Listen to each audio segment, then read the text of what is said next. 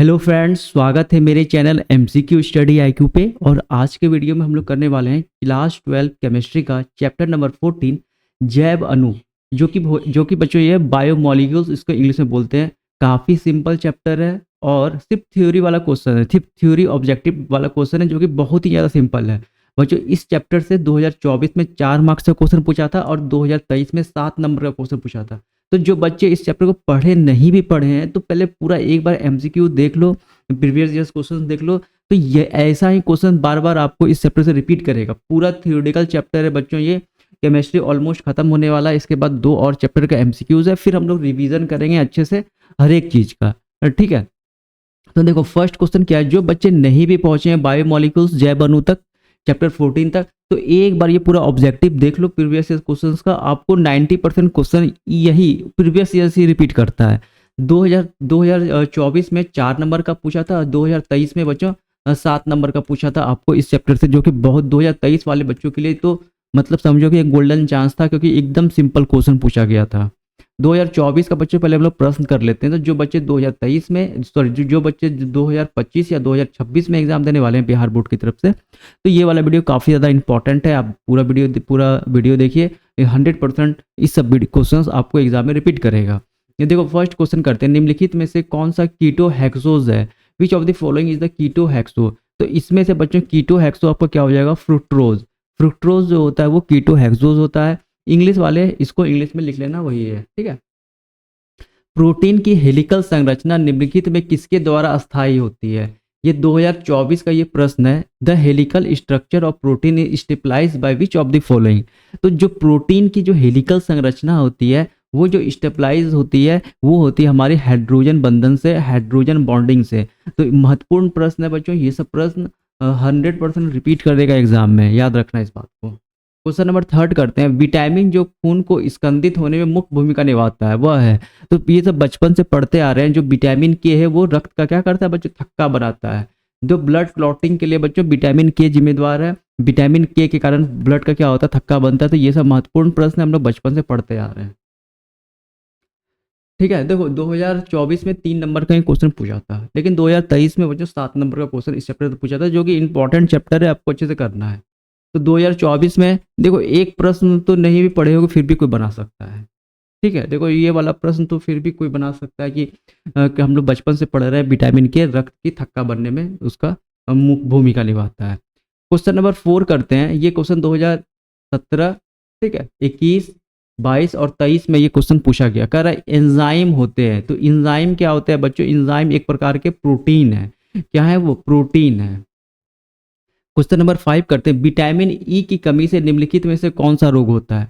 तो बताना vitamin E की कमी से which of the following disease cause due to deficiency of vitamin E? तो विटामिन ई की कमी से जनन क्षमता में कमी आती है, एंटी फर्टिलिटी होता है। तो ये भी प्रश्न इंपॉर्टेंट है, याद रखना है। निम्नलिखित में से किससे इंसुलिन स्रावित होता है? Which of the following insulin secreted? तो इंसुलिन बच्चों अग्नाशय, जिसे हम लोग पेनक्रियास बोलते हैं इंग्लिश में, उससे क्या होता है? सिक्रीट होता है। इंसुलिन क्या करता है? जो कार्बोहाइड्रेट रहता है हमारी बॉडी में उसे पचाता है, ठीक है। और इंसुलिन जब किसी व्यक्ति को डायबिटीज हो जाता है तो समझो उसका इंसुलिन निकलना बंद हो जाता है, उसको एक्स्ट्रा इंसुलिन लेना पड़ता है।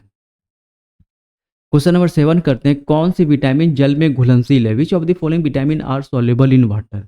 तो सॉल्युबल एक याद रखना, कीड़ा, KEDA। ये जो कीड़ा होता है बच्चों, ये आपका फैट सॉल्युबल होता है, फैट में सॉल्युबल होता है। उसके अलावा बचा बी और सी। देखो कीड़ा में बी और सी नहीं है। ये जो विटामिन बी और सी है बच्चों, ये वाटर में सॉल्युबल है। तो 2 विटामिन जो है वो वाटर में सॉल्युबल है, और बाद बाकी 4 विटामिन जो है, जिसे हम लोग विटामिन KEDA बोलते हैं, वो फैट सॉल्युबल वसा में घुलनशील, ये क्या है हमारा विटामिन होता है। तो यहाँ पे देखो वाटर में पूछ रहा है तो बी और सी हमारा क्या हो जाएगा? Right answer. इस साल आपसे पूछ सकता है कि कौन सा विटामिन फैट में घुलनशील है, वसा में घुलनशील है, तो आपको याद रखना है कीड़ा, कीड़ा, ठीक है। क्वेश्चन नंबर 8 करते हैं। विटामिन ए का रासायनिक नाम निम्नलिखित में से कौन सा है? ये 2021 और 23 में ये प्रश्न पूछा गया। विच of the following chemical name of vitamin A? तो विटामिन ए को हम लोग बोलते हैं रेटिनॉल। विटामिन ए को क्या बोलते हैं? रेटिनॉल। स्कॉर्बिक अम्ल, ये 3 याद रखना है, 4 का नहीं फिर कोई दिक्कत नहीं है। ये तो विटामिन ए हो गया बच्चों। स्कॉर्बिक अम्ल बोलते हैं विटामिन सी को, इसका भी नाम याद रखना है। थायमीन भी याद रख लो, विटामिन बी 1 को बोलते हैं थायमीन। बी 1 जो है कॉम्प्लेक्स है विटामिन का, बी 1 बी 2 बी करके बी 12 तक जाता है, तो विटामिन बी 1 को हम लोग स्पेशली क्या बोलते हैं, थायमीन बोलते हैं। रेटिनॉल विटामिन ए को बोलते हैं, स्कॉर्बिक अम्ल विटामिन सी को बोलते हैं। तो ये भी इंपॉर्टेंट प्रश्न है, आपको याद रखना। निम्नलिखित में से कौन डाइसैकेराइड दूध में उपस्थित रहता है? 2023 में प्रश्न पूछा है। तो लैक्टोज सबको पता है बच्चों, लैक्टोज जो होता है वो हमारे दूध में मौजूद रहता है। वो कैसा होता है? डाइसैकेराइड रहता है। प्रेजेंट इन मिल्क, तो लैक्टोज हो जाएगा हमारा राइट आंसर। 10 करते हैं, निम्नलिखित में से कौन कार्बोहाइड्रेट प्रकृति में प्रचुर मात्रा में पाया जाता है? Which of the following carbohydrate is found most abundant in nature? महत्वपूर्ण प्रश्न याद रखना है। सेल्यूलोज, जितने भी प्लांट होते हैं, ठीक है, प्लांट होते हैं, वनस्पतियां होती है, उनमें सेल्यूलोज कार्बोहाइड्रेट पाया जाता है। और हमारे नेचर में सबसे ज़्यादा क्या है? प्लांट है, ग्रास है, ये सब में क्या है? सेल्यूलोज है।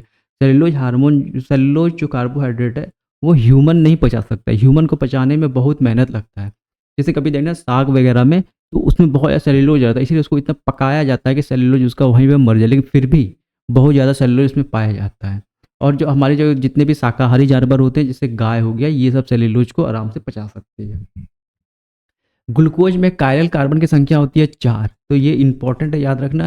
What is the number of carbon, what is the number of chiral carbon in glucose? 4 होती है, 4 होता है, याद रखना इस बात को। ये क्वेश्चन भी इंपॉर्टेंट है, याद रखना। कायरल कार्बन क्या होता है? ऐसा कार्बन जिससे 4 ग्रुप क्या हो? डिफरेंट लगे हों।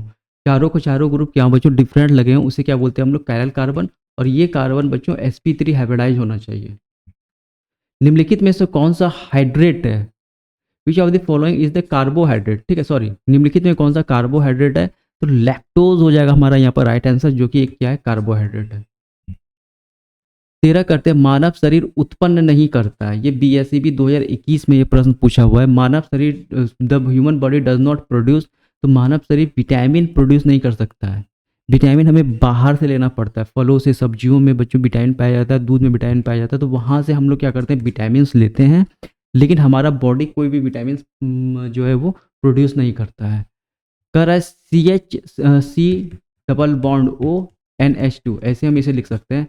ग्रुप को कहते हैं, तो ये ग्रुप क्या कहलाता है? तो अमीडो ग्रुप कहलाता है। क्या कहलाता है? अमीडो ग्रुप कहलाता है। नाम याद रखना है। ये 2020 में ये प्रश्न पूछा गया था आपके एग्जाम में। 15 करते हैं, COH के अलावा अमीनो अम्ल में क्या पाया जाता है? अमीनो अम्ल बच्चों प्रोटीन होता है ये, ठीक है। 24 अमीनो एसिड मिल के प्रोटीन बनता है। Apart from COH which of the following is amino acid? तो अमीनो एसिड में बच्चों NH2 ग्रुप पाया जाता है।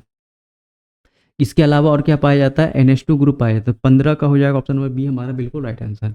16 करते हैं, सुक्रोज का क्या सूत्र होता है? तो C12H22O11, ये क्या है? हमारा सुक्रोज है, ऑप्शन नंबर बी हो जाएगा यहाँ पे हमारा क्या? बिल्कुल राइट आंसर, ठीक है। C12H22O11 क्या है? सुक्रोज है। निम्नांकित शुगर में से सबसे मीठा कौन सा है? इसमें सबसे मीठा शुगर कौन सा है? तो फ्रक्टोज यहाँ पे हो जाएगा राइट आंसर। फ्रक्टोज शुगर जो होता है सबसे मीठा होता है। 18 करते हैं, निम्न में से किसमें मैग्नीशियम है? Which of the following content magnesium? तो क्लोरोफिल, क्लोरोफिल में हमारा Mg रहता है, मैग्नीशियम रहता है। ओके, तो याद रखना इस बात को। विटामिन B12 में बच्चों कोबाल्ट पाया जाता है, ये भी बात आपको याद रखना है। 19 करते हैं, निम्नलिखित में से किसमें इंसुलिन स्रावित होता है? तो बताए थे अग्नाशय पेनक्रियाज से इंसुलिन सिक्रीट करता है, ये भी प्रश्न इंपॉर्टेंट है, याद रखना है। एस्कॉर्बिक अम्ल क्या है? तो एस्कॉर्बिक अम्ल विटामिन है। विटामिन सी को हम लोग क्या बोलते हैं? उसका रासायनिक नाम क्या है? तो एस्कॉर्बिक अम्ल है। विटामिन सी का रासायनिक नाम क्या है? एस्कॉर्बिक अम्ल है, याद रखना है। 21 करते हैं, 2022 में यह प्रश्न पूछा हुआ, गन्ने की चीनी के जल अपघट्टन में निम्नलिखित में से क्या मिलता है? Which of the following obtained by hydrolysis of cane sugar? तो केन शुगर को जब हम हाइड्रोलाइसिस करते हैं तो ग्लूकोज और फ्रक्टोज दोनों पाया जाए, दोनों मिलता है। क्या क्या मिलता है? ग्लूकोज और फ्रक्टोज दोनों मिलता है। इंपॉर्टेंट, ये सब क्वेश्चन को छोड़ना नहीं है, रिपीट कर सकते हैं एग्जाम में। कार्बोहाइड्रेट जो जलांशित होकर 3 से लेकर 10 मोनोसैकेराइड इकाई प्रदान करते हैं, उसे क्या कहते हैं? देखो 3 से लेकर 10 पूछ रहा है, 3 to 10, तो इसको हम लोग बोलते हैं बच्चों ओलिगोसैकेराइड। अगर 1 देता है तो उसे बोलेंगे मोनो, अगर 2 देता है डाई, अगर 3 से ज़्यादा देता है तो हम लोग क्या बोलेंगे? उसे ओलिगोसैकेराइड। ओलिगोसैकेराइड, मोनो बोलेंगे 1 सैकेराइड वाले को, 2 अगर देगा तो, अगर 2 सैकेराइड देगा तो डाई बोलेंगे, अगर 3 से ज़्यादा यानी 2 से यानी 3 से ज़्यादा देगा, 3 से 10 तक के बीच में देगा, क्या बोलेंगे? उसे ओलिगोसैकेराइड बोलेंगे। तो ये इंपॉर्टेंट प्रश्न था चैप्टर नंबर 14 का, जैव अणु का।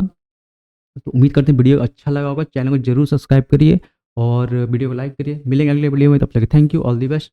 जरूर चैनल को सब्सक्राइब करिए। और देखो कम्युनिटी पोस्ट में हम कुछ कुछ क्वेश्चन डालते हैं, तो आप उसको ईमानदारी से लगाना, वो सब प्रश्न जो है आपके एग्जाम के लिए महत्वपूर्ण है, ठीक है।